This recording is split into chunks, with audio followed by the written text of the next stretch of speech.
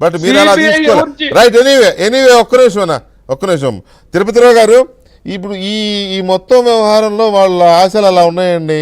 Next మళ్ళీ ఏమన్నా అవసరం అవుద్దేమో అనే ఆశ.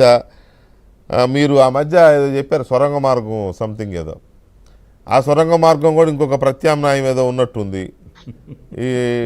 ఇవన్నీ దృష్టిలో పెట్టుకుని మిమ్మల్ని ఏమన్నా ప్లీజింగ్లో పెట్టుకున్నారా, ప్లీజ్ చేసుకుంటున్నారు అనుకోవచ్చా?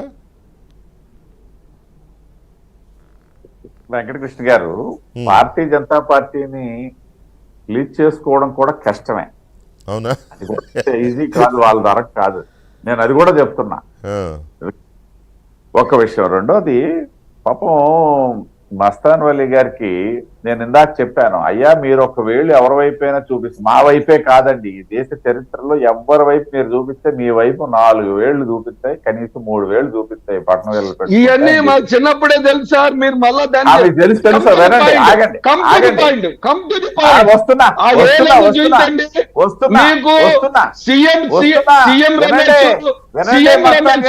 సుజనా చౌదరి ఆర్థిక నేరస్తులు, దేశద్రోహులు అయ్యారు. వాళ్ళు కాదు అన్న జైల్లో ఉంటే షర్మిల యాత్ర చేసింది కాంగ్రెస్ పార్టీ మీద. ఆవిడ్ని తెచ్చి వేళ మీరు పిసిసి ప్రెసిడెంట్ చేసుకుని ఎందుకంటే సిగ్గుబాలతనం మీకు ఎక్కడ ఉందండి? మీరు మాట్లాడుతున్నారు.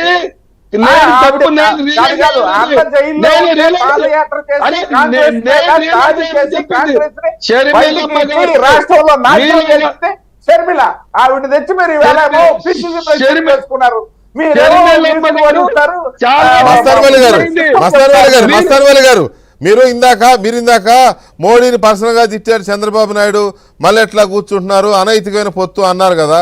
ఆయన అడిగింది చాలా వాలిడ్ పాయింట్. తిరుపతిరావు గారు చెప్పింది, వాళ్ళ అన్నగా జైల్లో పెట్టారని ఓదార్పు యాత్ర చేసి నోటుకొచ్చి ఇచ్చారు కదా షర్మిల గారు. మరి ఆ షర్మిల గారు ఏకంగా ఇవాళ మీకు ఇవాళ ప్రెసిడెంట్ మీకు, మరి అది అనైతికం అని అంటే నేను అనట్లేదు కానీ ఒకవేళ అంటే అది వ్యాలిడ్ పాయింట్ అవుతుంది. మరి ఆయన అంటున్నాడు తిరుపతిరావు గారు, అది ఇవాళ అదే పాయింట్ పట్టుకున్నాడు ఆయన. అనడానికి ఏమో, మీరు చెప్పడానికి ఏముంది ఇంకా, అది పాయింట్ అది. తిరుపతిరావు గారు ప్రొసీడ్.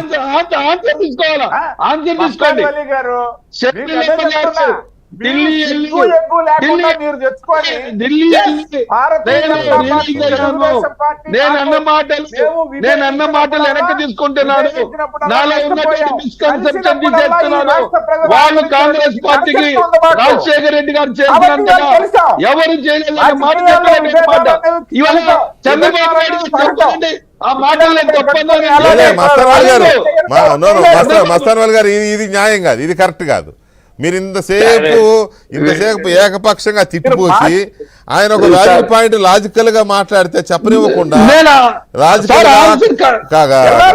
టాకింగ్ వెళ్ళి అది మాట్లాడనివ్వకుండా అన్యాయం అండి. ప్లీజ్ 2 నిమిషాలు టైం ఇవ్వండి మస్తాన్ వలి గారు, ప్లీజ్ 2 నిమిషాలు టైం ఇవ్వండి.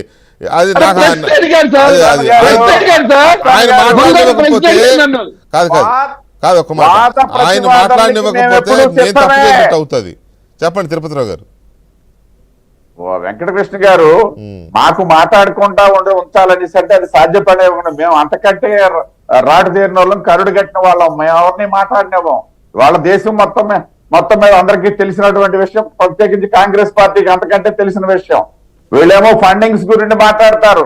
పక్కనే ఉన్నటువంటి తెలంగాణ, ఏదైతే పక్కనే ఉన్నటువంటి మా దగ్గర నుండి అధికారం పోయినటువంటి కర్ణాటక రాష్ట్రాల నుండి కాదా వీళ్ళకి ఫండింగ్ వెళ్ళేది. ఇవాళ వీళ్ళ ఫండింగ్ల గురించి మాట్లాడుతుంటారు. మాకట జగన్మోహన్ రెడ్డి ఫండింగ్ ఇవ్వాలట.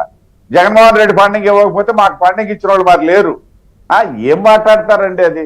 అదే నేను చెప్తున్నా, మీరు ఒకవేళ ఇవే అనైతికం అనుకుంటే మీరు షర్మిలను తీసుకొచ్చి ఏదైతే ఈ రాష్ట్ర పిసిసి ప్రెసిడెంట్ గా చేసుకున్నారో అంతకంటే దిక్కుమాలినటువంటి రాజకీయ చర్య మరొకటి ఉండదు. నేను డైరెక్ట్ గా చెప్తున్నా. ఎన్ని తిట్టిందండి? 1.5 సంవత్సరాల పాటు ఇదే జగన్మోహన్ రెడ్డి జైలు కూడికి చెప్పకూడికి పరిమితం అయిపోతే రాష్ట్రం అలా తిరిగి అవేళ మాట్లాడింది భారతీయ జనతా పార్టీ మీద కాదే, లేకపోతే అవేళ మాట్లాడింది తెలుగుదేశం పార్టీ మీద కాదే, కాంగ్రెస్ మీద డైరెక్ట్ అటాక్, పార్టీ మీద, సోనియా గాంధీ మీద, రాహుల్ గాంధీ మీద మాట్లాడింది. ఎంతకంటే ఇంకో సిగ్గుమాల చర్య ఏముంటది? అందువల్లనే మనం మన టంగ్ కూడా మనం స్లిప్ అవ్వకూడదు ఎప్పుడు. అందులోకి కాంగ్రెస్ పార్టీకి ఏ మూలకెళ్ళినా సరే తిరిగి మళ్ళీ అది బూమరాంగ్ అయ్యే పరిస్థితి ఉన్నటువంటి అన్నీ మరకలేనా? నేపథ్యం ఇవాళ ఉంది దేశంలో. అన్నీ మరకలేనా? ఆ!